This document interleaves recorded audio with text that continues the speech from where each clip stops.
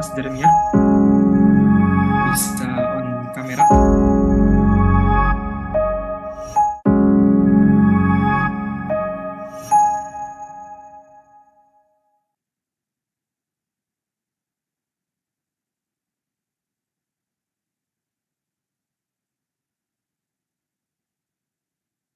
Yes.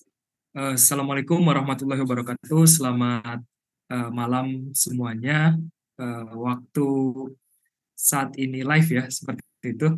Eh, Kembali lagi di Muda Bicara Live Session keempat seperti itu. Jadi kita sudah mengadakan 3 eh, live streaming Muda Bicara seperti itu, yang mana Muda Bicara ini merupakan sebuah platform yang dibuat oleh teman-teman Komite Independen Sadar Pemilu untuk sharing dengan aktor-aktor atau untuk sharing dengan teman-teman yang fokus ke dalam isu politik, demokrasi, dan kepemiluan.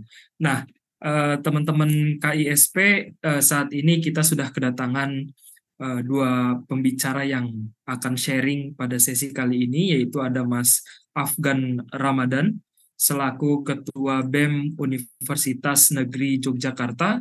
Yang kedua ada Mas Jeremiah F. Kaligis yang merupakan Ketua Pusat Studi Kepemiluan Universitas Samratulangi Manado.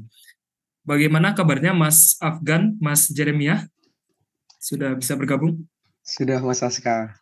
Alhamdulillah baik kabarnya, Mas. Mas Aska gimana kabarnya? Alhamdulillah baik juga. Mas Jeremiah gimana kabarnya? Puji Tuhan, alhamdulillah sehat, Mas. Alhamdulillah, semoga dalam lindungan Tuhan Yang Maha Esa selalu. Teman-teman, pada kesempatan kali ini kita akan berbicara atau mengangkat topik yang bernama Gen Z memilih untuk pemilu 2024 seperti itu. Nah, kenapa kami mengangkat isu generasi Z atau Gen Z memilih? Karena jika kita melihat data Komisi Pemilihan Umum atau KPU untuk pemilu 2024 mendatang, ada kurang lebih 50 hingga 60% pemilih muda seperti itu, atau bisa kita sebut sebagai generasi milenial atau mungkin generasi Z saat ini. Nah, peluang tersebut merupakan bonus ya, jadi bonus demografi di mana ini bisa menjadi tolak ukur bagaimana kepemimpinan negara Kesatuan Republik Indonesia ke depannya seperti itu. Nah, maka dari itu kita pengen denger nih dari kedua pembicara kita yang juga merupakan Gen Z seperti itu ya, masih sangat-sangat muda seperti itu, masih fresh terkait dengan memilih untuk pemilu 2024 mendatang. Seperti yang kita ketahui, Mas Jeremiah, Mas Afgan, kita akan melaksanakan pemilu 2024 yang kurang lebih sama dengan pemilu sebelumnya, pemilu 2019, yaitu memilih 5 surat suara, seperti itu. Karena tidak ada perubahan undang-undang pemilu atau Undang-Undang 7 tahun 2017 sejauh ini. Jadi kurang lebih memang kompleksitasnya seperti pemilu sebelumnya. Nah, untuk untuk yang pertama saya ingin mendengar pandangan dari Mas Afgan terlebih dahulu ya, terkait dengan pemilu 2024 nih, Mas Afgan. Kira-kira apa sih pandangan dari generasi Z seperti itu, dalam hal ini Mas Afgan selaku Ketua Badan Eksekutif Mahasiswa Universitas Negeri Yogyakarta. Monggo Mas Afgan bisa sharing ke teman-teman.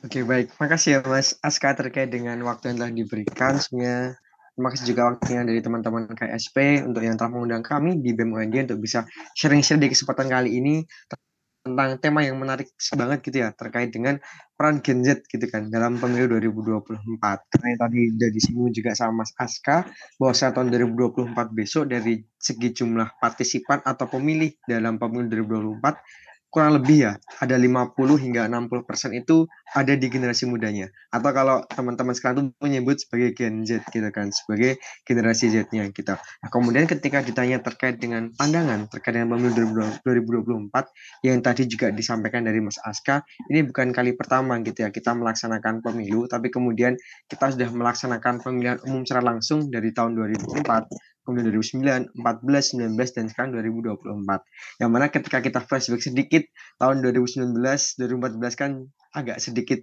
hangat-hangat panas gitu ya terkait dengan proses pemilunya.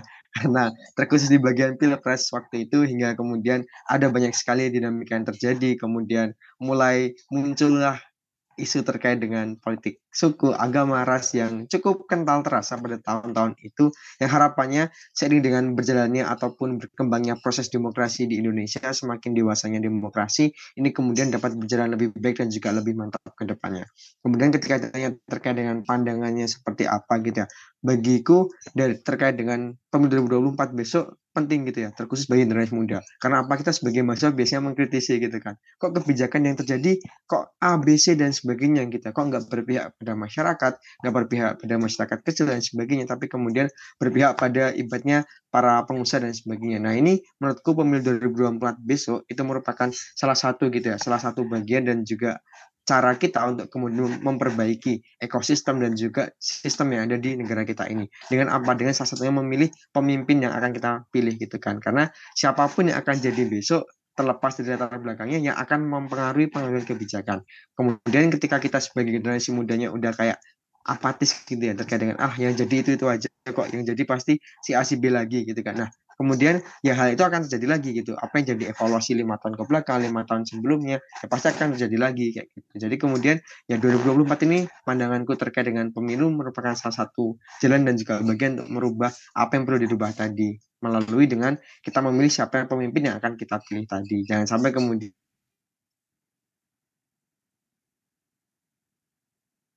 kita mengutarakan berpartisipasi dan juga adil dalam memilih siapa yang kemudian akan kita pilih sebagai calon pemimpin. Itu Mas Aska pandanganku awal gitu ya terkait dengan kayak gitu Mas Aska. Baik, baik. Terima kasih Mas Afgan. Menarik ya. Jadi secara apa namanya, secara dasar memang pemilu itu untuk sebagai platform untuk merubah atau mengganti sebuah kepemimpinan seperti itu. Dari pandangan Mas Afgan, dan tadi juga saya sedikit mendengar dianggap penting seperti itu. Jadi jangan cuma kita gunakan atau jangan cuma kritik, tapi kita nggak berpartisipasi di dalam pemilu seperti itu untuk merubah apa namanya, untuk merubah atau mengganti kepemimpinan yang ada di Indonesia.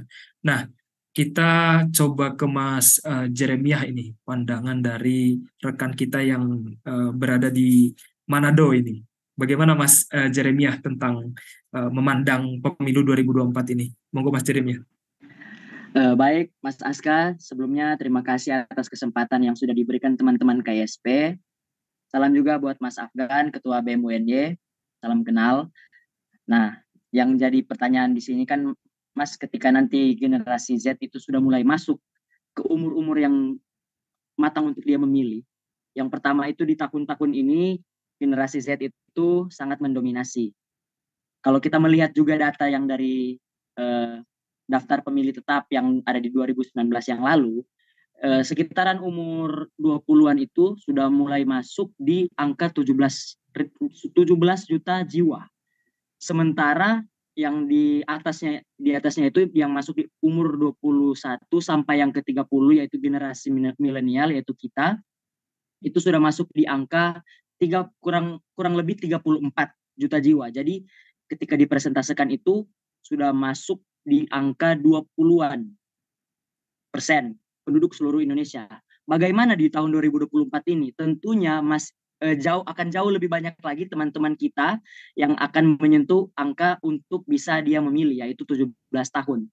Di Kota Manado sendiri, sebagai juga anggota dari PPK, saya melihat di sini banyak teman-teman saya yang dari awalnya kita temenan di remaja sudah ada KTP dan dia sudah SMA. Jadi waktu itu berjalan begitu cepat.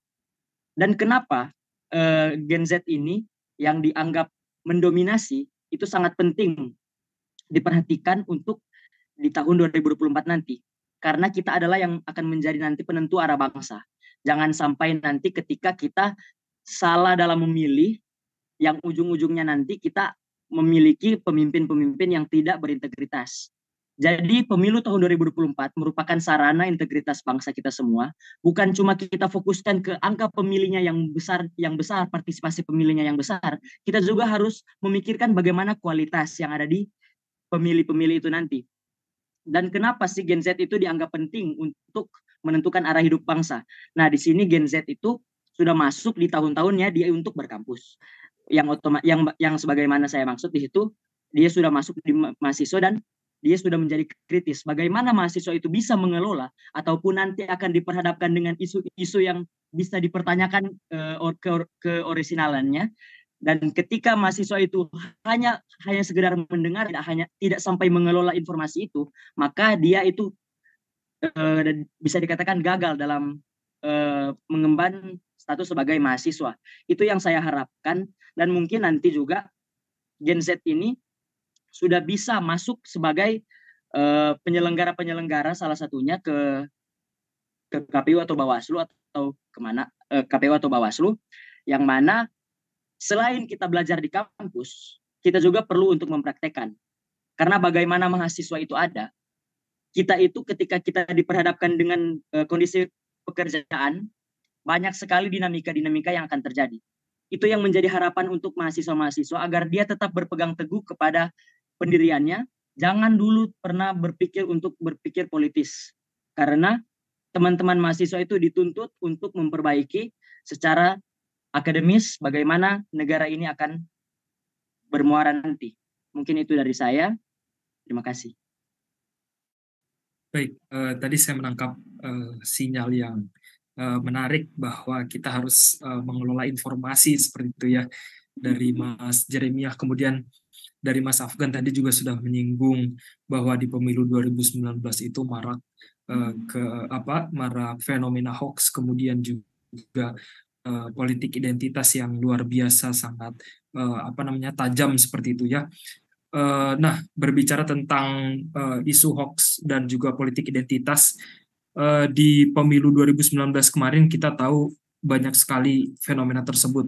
Misalnya bisa kita sebut contohnya ini, ada 7 kontainer yang katanya sudah dicoblos, seperti ternyata hoax. Kemudian juga yang paling menarik menurut saya di akhir-akhir ini ialah statement dari salah satu politisi di Indonesia yang bilang bahwa Presiden Indonesia itu harus orang Jawa, seperti itu.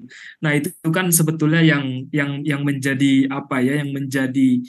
yang saya pribadi rasa menjadi bumbu-bumbu yang bisa memperpanas atau memperkeruh suasana seperti itu. Nah, berbicara terkait dengan hoax dan politik identitas nih, saya ingin meminta pandangannya, walaupun tadi juga sudah disinggung ya, kalau kata Mas Jeremiah mengelola informasi seperti itu.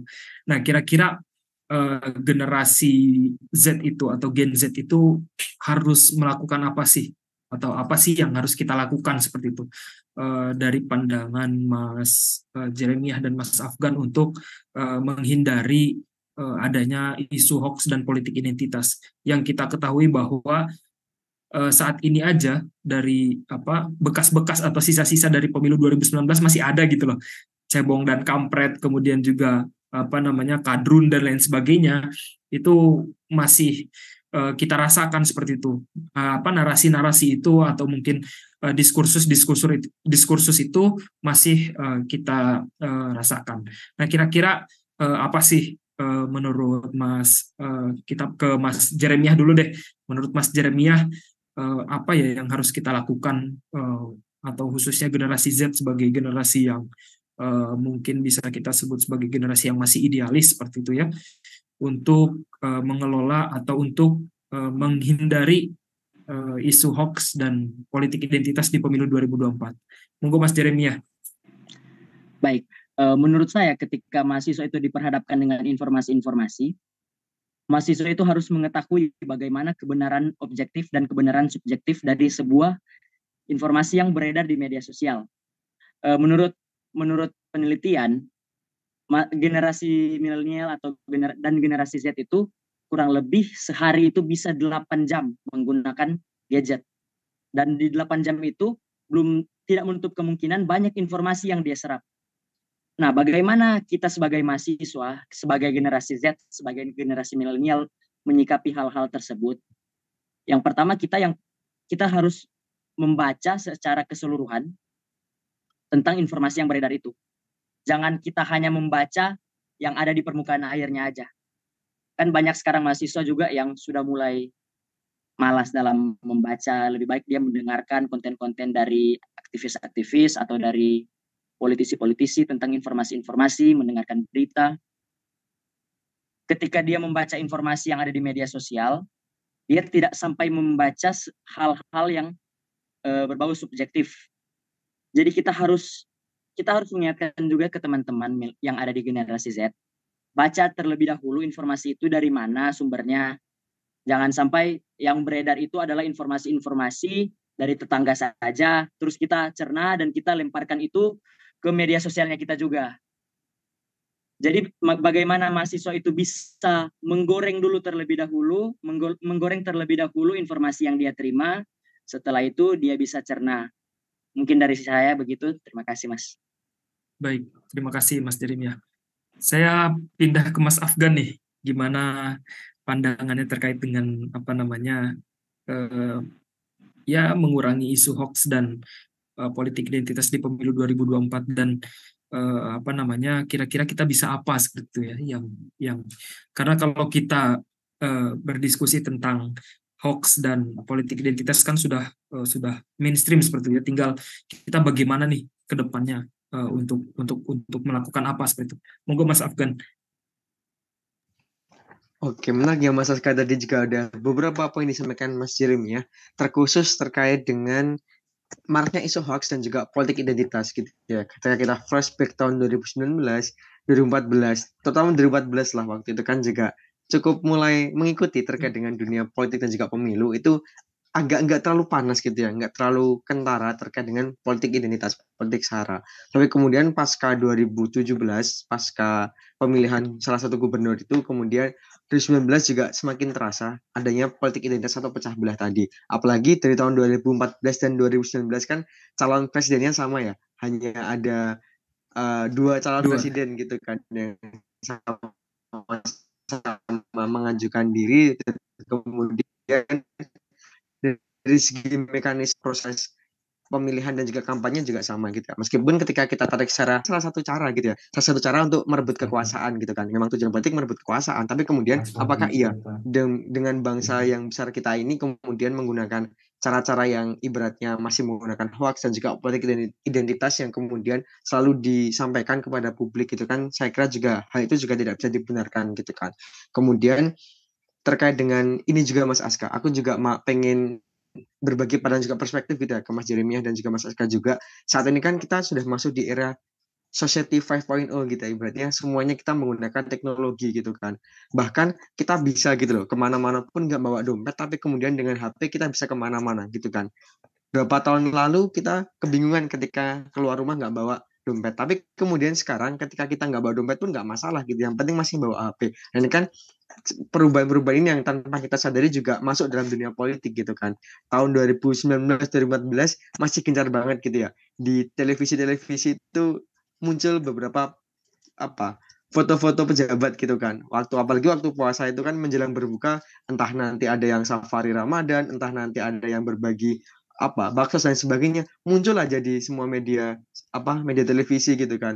Bahkan antara TV yang satu dengan yang lainnya kerasa banget gitu ya perbedaannya antar warnanya gitu kan. Ini kan juga kita sebagai warga masyarakat yang mengakses televisi 12 channel atau 14 channel ya bisa menonton itu aja gitu kan. Apalagi dari 2019 kampanye cukup lama, kurang lebih 6 bulan, itu kan semakin mengkotak-kotakkan gitu ya pemilihan dan sebagainya. Nah, tapi kemudian saat ini kita sekarang di era perubahan menuju semuanya dalam gadget. Nah, ini kan kampanye politik juga masuk dalam gadget semua gitu kan. Sekarang ini banyak yang kemudian yang dinarasikan gitu ya, dinarasikan sebagai capres atau sebagai cawapres, sebagai calon anggota legislatif dan juga gubernur pun sudah mulai dikatakan kampanye juga belum masuk masa kampanye, mulai branding diri gitu ya.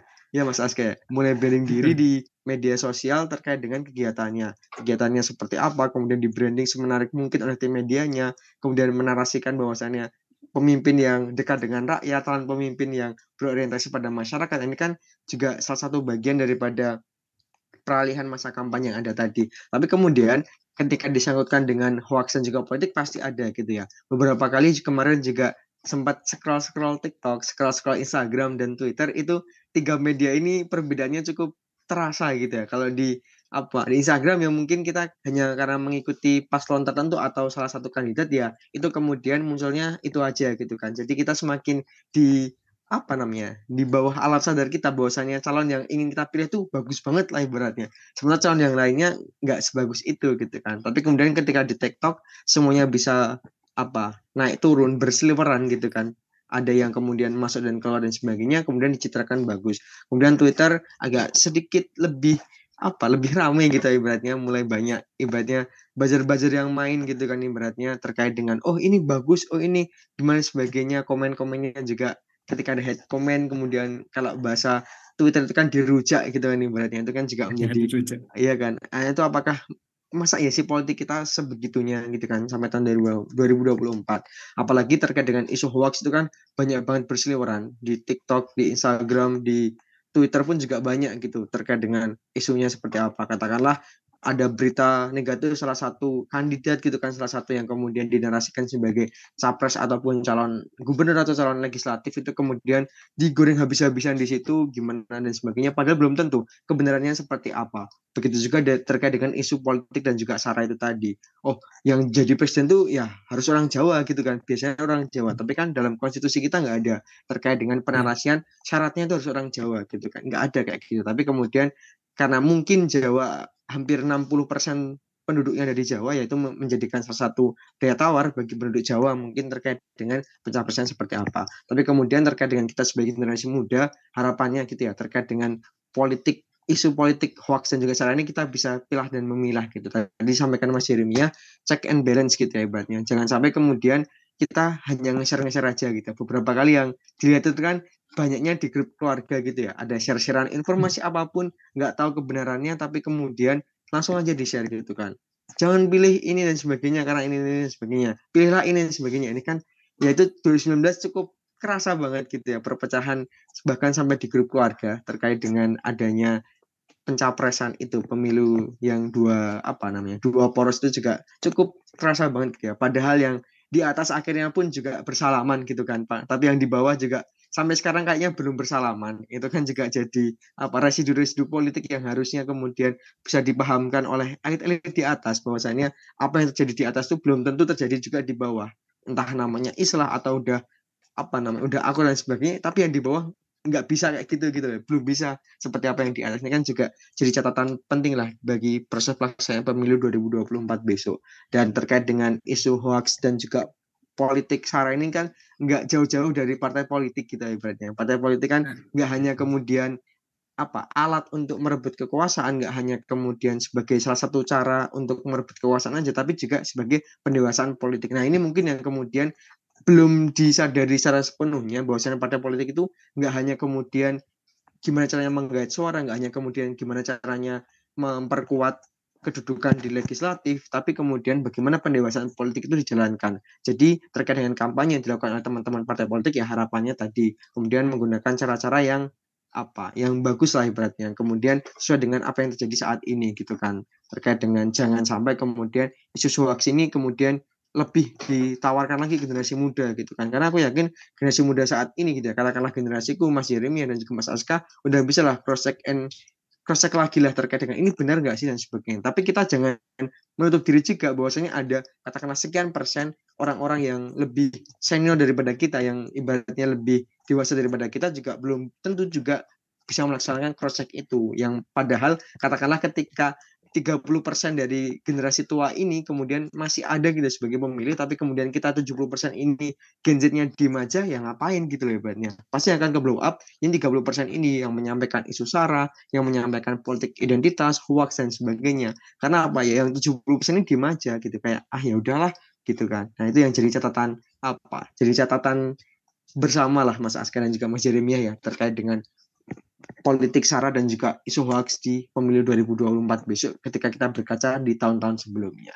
Gitu Mas Aska. Baik, sangat menarik Mas Afgan tadi menekankan bahwa kita perlu take the action ya. Jadi kita nggak hanya menjadi penerima, tapi juga kita bisa menjadi produsen seperti itu.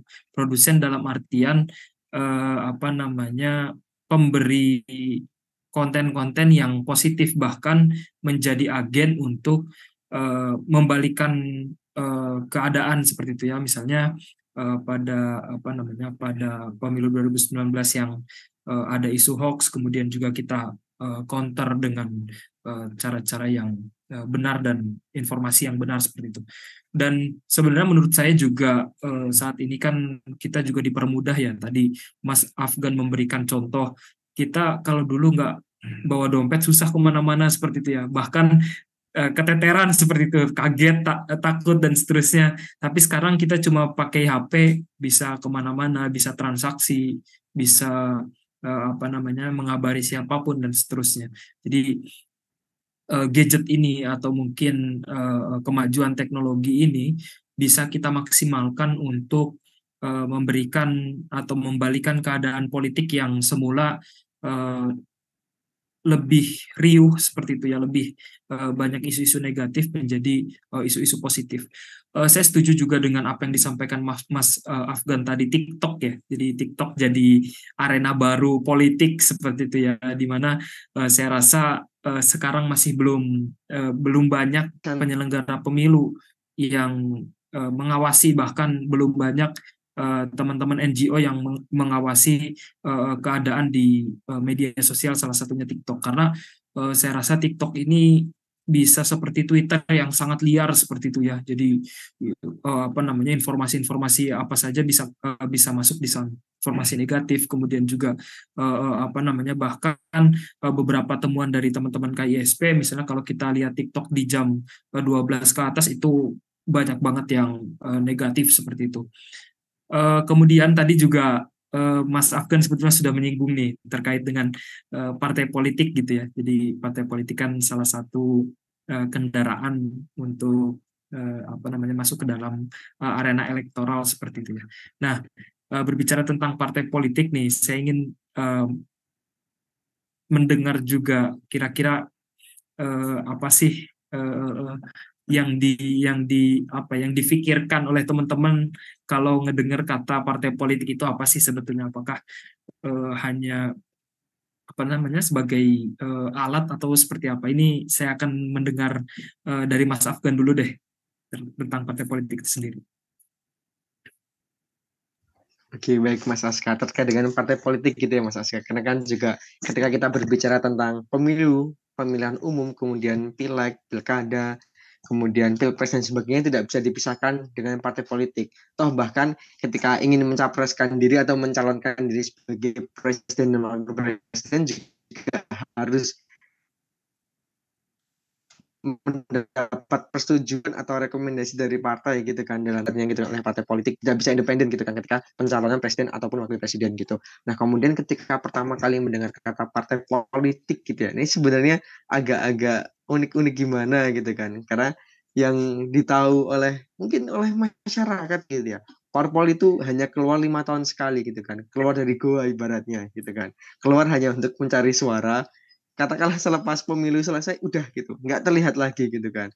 Kemudian tapi kalau 1 tahun sebelum pemilu itu terlihat di mana-mana, bahkan di setiap perempatan pun ada logo partai gitu kan, bahkan di di agenda-agenda kegiatan-kegiatan pun juga ada logo partai gitu kan. Tapi kemudian selepas itu mana gitu kan, logo partai-partai ini kok kerasa nggak ada gitu. Tapi kemudian ketika kita berbicara terkait dengan partai politik dan juga pemilu 2024 atau pemilu pada umumnya, ini menjadi hal yang tidak bisa dipisahkan gitu kan. Karena kan dalam infrastruktur dan juga suprastruktur politik kita, itu partai politik juga masuk di situ, salah satu bagian pendukungnya gitu kan, sebagai apa namanya, lembaga katakanlah yang kemudian memang diamanahkan, salah satu yang diamanahkan untuk kemudian menjadi bagian dari pendidikan dan juga pendewasaan politik itu saat itu tadi yang sempat aku singgung sebelumnya terkait dengan konten hoax dan juga terkait dengan SARA tadi. Nah, tapi kemudian sekarang kita lihat saat ini gitu ya, peran partai politik itu seperti apa sih gitu kan. Peran partai politik terhadap pendewasaan dan juga ibaratnya pendayagunaan kadernya itu seperti apa gitu loh. Karena yang aku lihat secara umum sampai dengan saat ini, ya partai politik hanya kemudian gimana caranya gitu ya untuk menyampaikan ke kader-kadernya, gimana caranya untuk kemudian menggait suara yang banyak, nanti kemudian kader-kadernya bisa menduduki posisi di legislatif, eksekutif dan sebagainya gitu kan. Tapi kemudian bagaimana peran-peran partai politik ini untuk menjadi bagian dari pendewasaan politik? Apakah ada gitu ya sekolah politik bagi masyarakat gitu kan? Entah nanti masuknya di partai politik atau nanti Mas Jeremy yang bisa menjawab sekalian gitu ya Mas terkait dengan entah masuknya di Bawaslu atau KPU terkait dengan pendewasaan politik bagi masyarakat gitu kan. Karena selama ini yang kita ketahui juga adanya pengkaderan ataupun pendewasaan politik bagi kader dari partai politik itu sendiri gitu kan. Sekolah kader, kemudian sekolah apa untuk kemudian pada intinya menggait suara gitu kan. Untuk mencitrakan diri menjadi publik figur yang baik dan ramah di media sosial untuk mencitrakan partainya seperti apa, tapi kemudian bagaimana pendidikan politik ini di masyarakat gitu kan ya, karena realitanya kayak gitu, kita masyarakat bahkan ada yang nggak tahu gitu sampai dengan sekarang siapa sih yang menjadi representatif dirinya kemudian di level kabupaten ataupun provinsi terkait dengan apa yang ada di daerahnya sebagai representatifnya, tapi kemudian partai politik ini nggak masuk gitu di lini-lini yang kemudian ada di masyarakat. Nah, kemudian terkait dengan pandangan partai politik di 2024 ke depan, ya pada intinya partai politik memang perlu gitu ya dan juga memang penting, tidak bisa dipisahkan dari tata negara kita gitu kan. Tapi kemudian yang lebih jelasnya lagi bagaimana kemudian menjadikan partai politik ini yang benar-benar berintegritas, transparan dan juga akuntabel gitu kan. Karena apa yang kita lihat sekarang ini kan banyak gitu ya iklan-iklannya tolak korupsi, tolak lain sebagainya, baliho-balihonya gitu, tapi kemudian kader-kader partainya malah melakukan hal yang sama, bahkan yang mengiklankan pun ya tolak korupsi pun juga terseret kasus korupsi gitu kan. Ini kan juga suatu hal yang aneh gitu ya, kayak menyarankan tidak korupsi tapi kemudian dia sendiri yang korupsi gitu. Kemudian partai politik tahun 2024 besok kan juga tambah jumlahnya gitu kan, bertambah jumlahnya semakin banyak, yang itu semakin banyak pilihan juga gitu kan. Ya ada plus minusnya juga gitu ya. Yang partai-partai mungkin yang sebelumnya sudah eksis selama sekian puluh tahun juga akan senang dan mudah diingat gitu. Tapi kemudian partai-partai yang baru lahir dan juga baru kemudian berpartisipasi di pemilu 2024 yang cukup ekstra keras kemudian untuk mensosialisasikan dan juga mengamanyakan ini loh ada partai baru ini kemudian, karena ketika kita berbicara sekian puluh tahun yang lalu pada era Orde Baru kan hanya ada 3 partai gitu kan, Partai Golkar, P3 dan juga PDI gitu kan, ada 3 partai yang kemudian itu aja selama sekian puluh tahun, tapi kemudian seiring pasca reformasi semakin banyak pertambahan partai yang semakin banyak juga terkait dengan calon-calon yang dipilih di legislatif dan juga semakin banyak juga ibaratnya apa pilihan-pilihan untuk teman-teman gitu ya, untuk warga masyarakat memilih siapa yang kemudian akan diberi sebagai representatifnya, sehingga kemudian partai politik ya sampai dengan saat ini memang perlu dan juga penting untuk kemudian dipilih, tapi kemudian bagaimana mengarahkan ke depannya. Partai politik ini nggak hanya menggait suara bagi kadernya untuk mencitrakan dirinya positif dan juga baik, tapi juga sebagai wadah pendidikan politik bagi masyarakat gitu ya. Mau sampai kapan gitu ya? Masyarakat hanya dicekoki 5 tahun sekali. Ini loh gambar calegnya yang harus kalian pilih tuh ini. Aku ada sekian caleg gitu ya ibaratnya. Teman-teman pemilih milihnya ini aja gitu kan. Nah, kita nggak kayak gitu kan. Mau sampai kapan ibaratnya seperti itu. Gitu Mas Aska pandanganku sedikit gitu ya terkait dengan partai politik dan juga pemilu. Baik, terima kasih Mas Afgan. Tadi saya meng-highlight ya, jangan sampai partai politik ini cuma datang 5 tahunan seperti itu. Jadi nunggu panen ibaratnya. Tadi juga Mas Afgan sempat memberikan sedikit pertanyaan tentang apakah partai politik atau bagaimana partai politik mendewasakan masyarakat seperti itu. Sebetulnya seperti yang kita ketahui kan partai politik memiliki fungsi pendidikan politik ya salah satunya. Bahkan negara pun menjamin dengan memberikan bantuan politik uang langsung seperti itu sesuai dengan suara yang mereka terima seperti itu. Nah, yang menjadi masalah apakah bantuan politik itu dilakukan atau digunakan secara sesuai dengan kaidah-kaidahnya yang itu diharuskan digunakan untuk pendidikan politik. Nah, sebetulnya teman-teman KISP juga sempat beberapa kali diskusi tentang partai politik ini kayak gitu. Jadi sejauh mana bantuan politik itu efektif dan seterusnya. Bahkan apakah bantuan politik yang diberikan oleh negara itu besar atau kecil saat ini.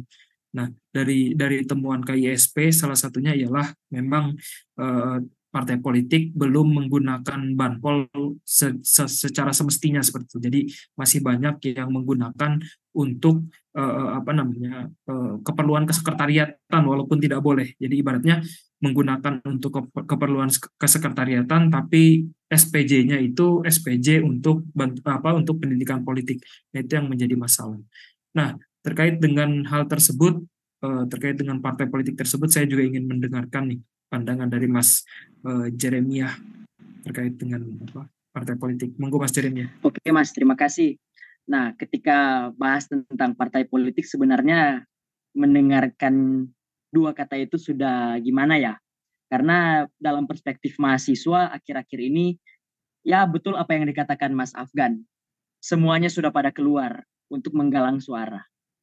Kenapa enggak dari pasca dia terpilih, terus aktif, kegiatan itu terus berjalan, konsisten, loh kok dia ngilang lagi begitu tadi Mas? Saya tangkap dari Mas Afgan begitu. Dan saya sepakat soal itu. Jangan menjadikan sebuah momentum itu untuk mendekatkan diri dengan masyarakat. Tetapi setelah dia terpilih, siapapun itu, seharusnya itu adalah tahap-tahap untuk dia bisa membuat apa yang sebaiknya untuk bangsa dan negara ini. Ketika membahas partai politik dan generasi Z, tidak hanya dalam ruang lingkup kepemiluan, dalam partai politik sendiri pun mengambil peran bagaimana generasi Z ini sudah mulai diajak ayo gabung ke partai politik ini. Dan sebenarnya itu adalah langkah-langkah yang cerdas. Itu menarik simpatisan bagaimana pemilih psikologi yang hanya melihat bagaimana secara postur tubuh, kecantikannya, karena dia mungkin influencer, dia bening, dia putih, rambutnya pirang gitu. Dia itu diajak masuk ke partai politik untuk menggalang suara agar bisa mendapatkan kursi dan bisa lanjut ke tahap-tahap yang selanjutnya, yaitu kan kalau misalnya partai politik dia menang sedemikian kursi di parlemen, dia bisa lebih dominan lagi di pilpres. Kan ada presidensial threshold-nya. Nah, yang menjadi ketakutan kita yang di generasi Z dan milenial sekarang akan menjadi demikian. Arena politik ini sudah semacam kayak arena mencari kehidupan, bukan lagi arena untuk membangun bangsa lagi. Itu yang sangat ditakutkan kita sebagai mahasiswa juga yang ada di Fakultas Ilmu Sosial dan Ilmu Politik, dan juga mungkin dari teman-teman yang dari Fakultas Hukum. Takutnya di situ juga arena permainannya bukan hanya sampai di situ, tapi dengan menggunakan kekuatannya dia bisa mengatur sedemikian aturan-aturan, atau dia bisa bermain di situ secara yuridis. Aturan-aturannya yang di sini melewati kesepakatan partai lewat anggota DPR, dan aturan-aturan itu jadi. Jadi bagaimana mahasiswa itu bisa mengkritisi tentang partai politik? Jangan sampai kita itu digunakan hanya untuk menjadi semacam kayak sarana untuk penggalangan suara. Hanya untuk orang-orang yang dimanfaatkan untuk menggalangkan suara yang generasi-generasi yang ada di bawahnya, yang ada di atasnya. Kan orang-orang kan senang nih ketika melihat yang di situ ada caleg yang bakal nyalon, dia cantik begini-begini, tapi turun ke masyarakatnya kurang.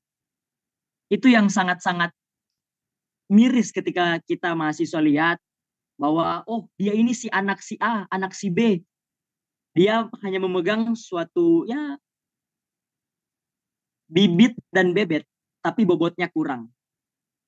Mungkin itu yang menjadi perhatian-perhatian ketika kita mahasiswa, ketika kita generasi Z melihat bagaimana partai politik dan pemilu itu.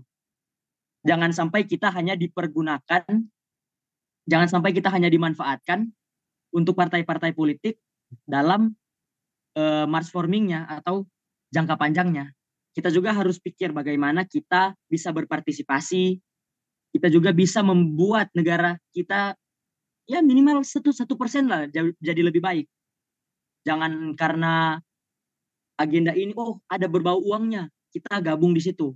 Itu juga miris sebenarnya karena kondisi ekonomi bangsa sekarang ini kenapa masih marak dengan politik uang? Bukan karena itu dilarang, tapi ketika melihat dari perspektif yang lain juga masyarakat butuh uang itu. Jadi kenapa sih kita tidak juga sembari dengan berbicara dengan partai politik, kita juga memperbaiki sistem-sistem yang ada. Jangan sampai ada celah-celah hukum yang dipergunakan. Misalnya contoh di situ dalam Undang-Undang 17 tahun Undang-Undang Nomor 7 tahun 2017 di situ melarang dengan tegas bagaimana politik uang. Tapi yang dilarang itu hanya tim kampanye yang menyalon dan anggota partai politik. Masyarakat tidak dilarang di situ. Itu yang menjadi celah-celah hukum yang bisa dimasuki praktisi-praktisi. Dan juga kita kan mengingat juga kita berangkat dari landasan yang sama dengan pemilu tahun 2019, yaitu UU 7 tahun 2017. Sudah tidak akan lari jauh dia ke pelanggaran-pelanggaran yang sempat terjadi di tahun-tahun yang sebelum di pemilu tahun 2019. Sebagai generasi Z, ayolah sama-sama. Jangan dulu kesampingkan dulu itu ketika kita ingin diajak untuk berpartai politik dan kita ingin diajak untuk berkontribusi, tapi peran kita di situ mau ngapain? Ketika kita hanya dipergunakan sebagai kondisi psikologi fisiknya kita saja, ngapain di situ? Hanya menjadi semacam kayak alat di situ. Marilah sama-sama kita jangan sampai bermuara ke situ. Terus sepakat juga tadi sama Mas Afgan yang apa yang Mas Afgan bilang tentang bantuan politik, yang mana bantuan politik ini diberikan oleh negara untuk partai politiknya bisa mengedukasi kader-kadernya. Ketika saya ini sedikit sharing, ketika saya magang kemarin di Kesbang Pol, saya meminta data yang mananya itu kegiatan-kegiatan partai politik. Dan mirisnya di situ saya tidak mendapatkan sekolah kader. Baru sekolah-sekolah kader itu akan timbul di tahapan-tahapan seperti ini. Seperti bahasanya Mas Afgan tadi, baru keluar dari gua-guanya. Mungkin itu sedikit dari saya. Terima kasih, Mas. Baik, terima kasih Mas Jeremia. Sangat menarik ya tadi data di saat Mas Jeremia magang seperti itu ya. Nah ini Mas Afgan dan Mas Jeremia, ada pertanyaan tadi juga sudah disinggung sebetulnya oleh Mas Jeremia tentang politik uang ya, yang sering terjadi. Jadi saya tadi lupa, sebenarnya yang sering terjadi itu kan hoax, politik identitas, dan politik uang. Nah ternyata diingatkan nih oleh salah satu viewers kita di YouTube seperti itu, dari Mas Rikisi. Pertanyaannya adalah apakah cara mendulang suara dengan politik uang itu efektif bagi generasi Z nih? Kemudian juga bagaimana sih pandangan Mas Afgan dan Mas Jeremiah tentang politik uang tersebut? Dan mungkin satu lagi terkait dengan apa sih yang bisa kita lakukan untuk mencegah politik uang seperti itu. Nah, itu mungkin Mas Afgan dan Mas Jeremiah bisa bisa dijawab seperti itu. Mungkin saya ke Mas Jeremiah terlebih dahulu deh seperti itu ya, terkait dengan apakah politik uang dianggap efektif, kemudian juga pandangan tentang politik uang seperti apa dari teman-teman. Oke, terima kasih atas pertanyaannya. Memang itu yang sudah membudaya dalam politik yang ada di Indonesia. Kenapa sih dari tahun ke tahun isu-isunya yang berkembang itu aja, nggak ada yang lain? Kenapa politik uang itu selalu yang menjadi trending topik di sosial media, trending topik di diskusi-diskusi, bahkan itu menjadi pertanyaan yang sangat begitu gampang untuk kita jawab. Yang seperti yang saya tanyakan, yang seperti saya bilang tadi, kenapa partai politik bisa mendapatkan dengan cara yang semudah itu menggalangkan suara-suara? Ya dengan uang. Lah kenapa dengan uang? Karena itu yang dibutuhkan masyarakat sekarang ini. Kondisi masyarakat itu menurut saya ketika dikomparasikan dengan negara-negara yang lain yang menggunakan sistem demokrasi, saya ambil contoh misalnya Amerika. Mereka justru akan lebih tersinggung ketika suaranya dibeli. Nah, kenapa demikian? Artinya di situ kondisi sosial ekonominya yang ada di negara Amerika itu sudah membaik sampai masyarakatnya pun merasa terhina ketika dia itu suaranya itu akan dibeli. Nah, kenapa sampai sekarang itu oke kita sudah mendapatkan masalah itu dan kenapa sampai sekarang undang-undang itu masih belum diganti? Jangan tanyakan itu ke saya, tanyakan itu kepada penyelenggara pemilu. Mungkin dari saya demikian. Terima kasih. Baik, terima kasih Mas Jeremiah. Jadi kalau secara tidak langsung Mas Jeremiah ingin ada revisi undang-undang seperti itu ya, untuk mempertegas apa namanya terkait dengan politik uang. Bahkan tadi juga sebetulnya nyambung dengan apa yang disampaikan Mas Afgan ya. Sekarang lewat HP kita udah bisa membayar apapun. Bahkan mungkin politik uang juga bisa dilakukan lewat HP seperti itu.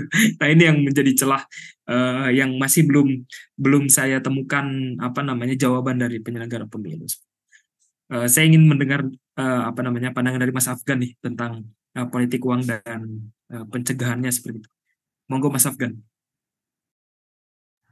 Oke, menarik ya Mas Aska tadi pertanyaan dari salah satu viewers dari KSP di YouTube KSP terkait dengan adanya politik uang. Masih efektif nggak sih untuk tahun 2024 besok gitu kan? Karena ya kita lihat beberapa waktu gitu ya, ini kayak sudah menjadi pembudayaan gitu ya kayak Mas Aska. Pokoknya nih ada pemilu ini siapapun calonnya harus kita tawarkan proposal, harus kita sodorkan proposalnya. Jadi nggak jadi yang penting pembangunan ada gitu kan biasanya kayak gitu ya yang mungkin harusnya ini nggak bisa diwajarkan juga tapi ya realitanya ada kayak gitu kan. Kemudian efektif atau enggak gitu ya untuk bagi partai politik, bagi si calon pemimpin ini sebagai calon lembaga negara ini, kalau dari perspektifku ya jangka pendek mungkin iya gitu, karena katakanlah per orang ngasih 150.000 gitu ya untuk dibeli suaranya gitu kan, paling cuma habis berapa M sih gitu kan, katakanlah habis 3 M untuk kemudian dapil di kabupaten, tapi kemudian selama 5 tahun ini dia bisa mendapatkan berapa? Mungkin gitu katakanlah ketika berani menggelontorkan sekian M untuk proses pencalonannya, kemudian waktu sudah menjabat atau sudah jadi, nanti kemudian akan berjalan sebagaimana mestinya. Ya kan? Karena sebelumnya ibaratnya dia sudah berinvestasi gitu. Berinvestasi dan ketika menang harus mengembalikan modal investasinya dong, gitu kan itu yang kemudian terjadi. Tapi kemudian efektif atau enggaknya untuk si calon ini menurutku masih efektif gitu kan. Tapi kemudian ketika untuk masyarakatnya gimana gitu, kembali lagi kepada tadi pembagian masyarakat tadi, tipikal-tipikal masyarakat yang ada tadi. Tapi kemudian ketika kita berbicara realita di lapangan gitu ya Mas Askar dan juga Mas Yerim ya kita nggak bisa memaksakan apa yang kemudian kita paksakan gitu. Katakanlah oke, mungkin di sini aku Mas Askar dan juga Mas Yerim udah tahu nih, udah paham nih terkait dengan bosnya politik uang ini nggak banget gitu loh. Karena apa? Katakanlah kita dikasih 150.000 dibagi 5 tahun. Per tahun kita cuma dapat 30.000. Dibagi lagi setiap bulan. Per bulan kita cuma dapat katakanlah berapa? 3.000 berarti kan. 3.000 dibagi 30 hari. Satu hari cuma dapat berapa gitu kan ibaratnya. Dikit banget gitu kan. Cuma dapat berapa ratus rupiah gitu kan ibaratnya. Ini kan juga hal yang kemudian perlu dipahamkan gitu. Tapi kemudian kita berbicara di realita yang ada gitu kan. Tipikal masyarakat kita ini enggak semuanya ibaratnya melek politik gitu kan. Meskipun sudah ada tujuan untuk ke sana, untuk menjadikan masyarakat kita tuh semuanya akan paham dengan politik. Tapi kemudian secara perspektifku gitu ya Mas Aska ya, aku bagi menjadi dua tipikal masyarakat juga. Masyarakat yang sudah selesai dengan taraf ekonominya dan masyarakat yang belum selesai dengan taraf ekonominya. Bagi masyarakat yang udah selesai dengan taraf ekonominya, ya berarti dia akan berpijak ke hal yang selanjutnya terkait dengan apa? Memahamkan dirinya terkait dengan politik. sadar dengan keadaan politik, mencari cara gitu, mencari-cari siapa sih calonnya. Oh katakanlah Mas Jeremiah ini nyalon di dapilku gitu kan, dapil 2 gitu. Mas Jeremiah ini track recordnya seperti apa sih gitu kan. Oh Mas Jeremiah track recordnya bagus dan sebagainya. Tapi kemudian bagaimana dengan tipikal-tipikal masyarakat yang menghidupi dirinya sendiri pun masih kekurangan gitu ya. Harus bekerja dari pagi sampai dengan sore, kemudian menyelesaikan pekerjaannya dari sore sampai dengan malam, kemudian malam untuk istirahat, begitu juga rutinitasnya.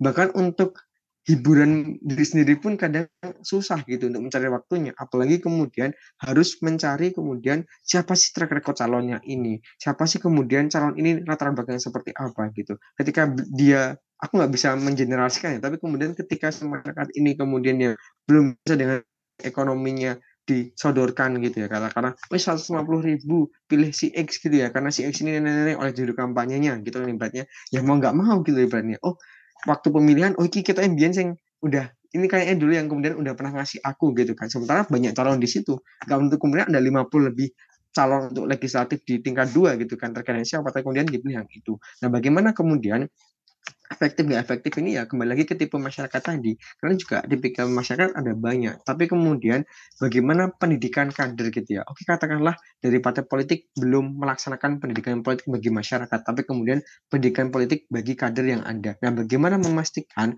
pendidikan politik bagi kader oleh partai politik ini jalan gitu. Jangan sampai kemudian menggunakan money politik, tapi nggak hanya secara lisan aja, tapi juga tindakan realita di lapangan gitu.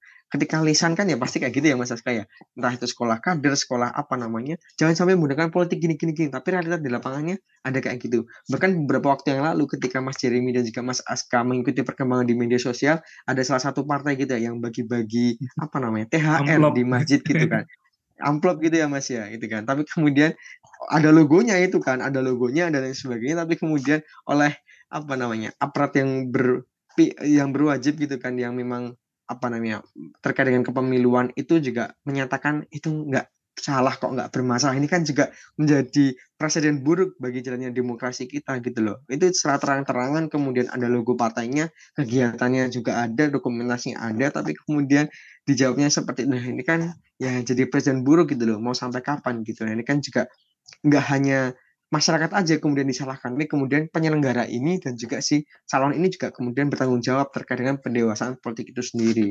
Kemudian yang selanjutnya terkait dengan jangka panjang gitu ya, menurutku jangka panjang terkait politik uang ini juga apa nggak baik juga gitu, karena ketika masyarakat dipaksa dicekoi terkait dengan adanya partisipasi atau politik uang tadi ya, ke depan ngapain gitu loh, ngapain kita harus terjun ke dunia politik, toh yang akan jadi dunia politik juga pasti dari terah keluarga itu lagi gitu kan ya, karena sebagai pemilik modal, karena kembali lagi tadi partisipasi Gen Z tadi gitu. Gen Z sekarang, generasi sekarang udah kayak trust issue gitu kan, trust issue dengan partai politik, dengan lembaga pemerintah dan sebagainya, apalagi ditambah dengan ini dan sebagainya, mau sampai kapan gitu ya. Tapi ketika generasi Gen Z-nya udah apatis terkait dengan politik, nggak terbuka dengan dunia politik, ya ke depan akan dari keluarga dan terah-terah itu lagi yang kemudian akan menduduki jabatan-jabatan strategis gitu, sebagai pengambil kebijakan ya, karena mereka sebagai pemilik modal yang kita ketahui juga gitu ya Mas Aska dan juga Mas Jeremy ya, modal untuk menjabat ataupun modal untuk kemudian menjadi calon legislatif itu juga nggak apa namanya nggak semurah itu gitu kan ibaratnya. Bahkan beberapa literatur juga menyampaikan bahkan hingga miliar-miliaran rupiah gitu kan untuk kemudian mencalonkan diri, padahal gaji dan tunjangan itu berapa sih di total, katakanlah diakumulasikan 5 tahun apa iya nutup, ini kan juga jadi pertanyaan gitu kan. Nah, ini kan juga jadi apa namanya keresahan bersama gitu, apalagi kita sebagai Gen Z gitu ya yang digadang-gadang gitu kan ibaratnya, yang digadang-gadang sebagai agen perubahan, agen of change gitu kan. Nah menurutku juga ini juga tantangan kita sebagai Gen Z, jangan sampai kita apatis lah tadi yang disampaikan Mas Aska, gimana kemudian pesan untuk Gen Z gitu kan ibaratnya, ini jangan sampai kemudian ya kita apatis gitu kan, karena apa yang terjadi ke depannya juga andil kita sekarang gitu loh, jangan sampai kayak menyalahkan gini-gini pejabatnya gini dan sebagainya. Nah, kalian ikut andil nggak dalam proses penentuannya? Tahu udah difasilitasi gitu kan pemilihan dan sebagainya. Nah, ikut andil enggak? Jangan sampai kemudian kita memimpikan generasi kita lebih baik tapi kemudian kita tidak ambil peran di situ. Itu sih Mas Aska beberapa poin-poin terkait dengan efektif atau nggak efektif. Jangka pendek iya, tapi kemudian jangka panjangnya jangan sampai kita dibeli oleh calon pemimpin ini kemudian hanya seberapa 100 rupiah per hari, itu kan juga sangat-sangat nggak masuk di akal gitu kan. Dan juga terkait dengan pendidikan politik jangan sampai hanya selesai di taraf kader tapi juga ke masyarakat itu sendiri. Paling nggak ya membersihkan kadernya dulu gitu kan. Itu Mas Aska. Baik, Mas Afgan, sangat menarik ini kita diskusi sudah hampir 1 jam dan ini apa namanya sudah hampir di akhir sesi diskusi Muda Bicara Live Session 4 ini. Tadi juga sudah disinggung terkait dengan apa namanya partai politik harus seperti apa, kemudian juga Gen Z harus seperti apa, dan saya rasa diskusi ini nggak boleh sampai di sini seperti itu ya. Kita bisa berkolaborasi ke depannya untuk apa untuk memastikan bahwa pelaksanaan pemilu yang paling dekat dulu deh, pemilu 2024 bisa berjalan secara langsung, umum, bebas, rahasia, jujur, dan adil seperti itu ya. Nah, untuk sesi terakhir ini saya ingin mendengar, tadi sebetulnya sudah disinggung oleh Mas Afgan, kira-kira pesan apa sih yang mau disampaikan untuk generasi Z. Jadi saya minta tanggapan Mas Afgan dan Mas Jeremiah terakhir, pesan apa sih yang mau disampaikan untuk generasi Z di 2024, karena ada sekitar 50-60% generasi muda yang akan menjadi pemilih besok seperti itu. Semoga dengan kita diskusi ini ya minimal 30%-nya lah nonton nonton video kita kayak gitu, video kita malam ini seperti itu ya. Nah, monggo Mas Afgan dulu deh untuk apa namanya pesan kepada teman-teman generasi Z di 2024 mendatang. Monggo Mas Afgan. Oke, menarik ya Mas Aska ya. Kita udah di akhir sesi gitu kan. Nggak terasa gitu ya Mas. Ketika sharing-sharing menarik karena topiknya Gen Z dan juga pemilu gitu. Tapi pada intinya untuk pesanku gitu ya. Kita teman-teman karena sama-sama di Gen Z gitu kan. Tadi juga sempat dibahas dari awal sampai dengan akhir sesi ini. Pemilu itu penting gitu kan. Tapi kemudian pemilu ini mari sama-sama kita jadikan momentum gitu ya. Kita sebagai Gen Z untuk melakukan perubahan gitu kan. Kita selama ini menuntut adanya perubahan dan sebagainya. Nah, perubahan itu dimulai dari diri kita sendiri, berpartisipasi secara aktif dalam proses penentuan siapa yang kemudian akan jadi pemimpin dan juga siapa kemudian akan menempati posisi-posisi strategis di pemerintahan, entah legislatif tingkat 1, 2, bahkan nasional, sampai dengan siapa capres dan juga cawapres yang ada.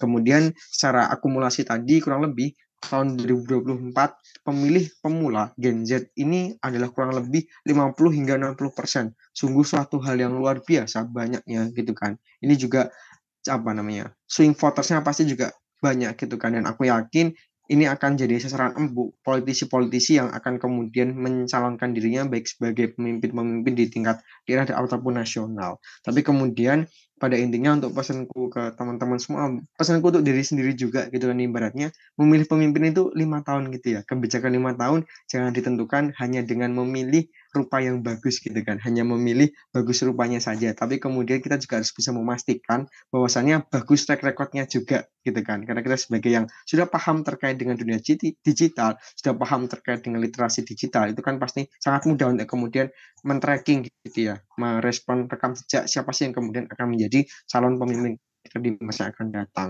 Kemudian juga ini cukup apa namanya, pandangan sekilas gitu ya Mas, pandanganku gitu kan, apa yang terjadi 10 tahun 20 tahun kelak pasti akan ada andilnya oleh kita saat ini. Jadi jangan sampai kemudian menyesal 20 tahun kemudian hanya karena kita salah memilih pemimpin di pemilu 2024 besok. Begitu Mas Aska.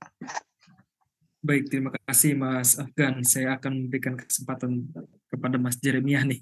Kira-kira pesan apa yang ingin disampaikan ke generasi Z untuk di 2024 mendatang. Monggo Mas Jeremiah. Oke Mas, mungkin sebagai penutup ini perlu kita ingat-ingat juga tadi apa yang sudah kita bahas, yaitu tentang hoax, tentang parpol. Mau ingatkan lagi ke teman-teman pemilih nanti di 2024, mungkin untuk yang pertama kali memilih, jangan pernah dulu terima janji-janji politik, janji-janji uang oleh mereka-mereka yang ingin apa, yang ingin ya menjadi peserta. Karena seperti Mas Afgan bilang tadi, jangan sampai kita menyesal 5 sampai 10 tahun ke depan. Itu adalah hal-hal yang krusial untuk teman-teman pikirkan lagi.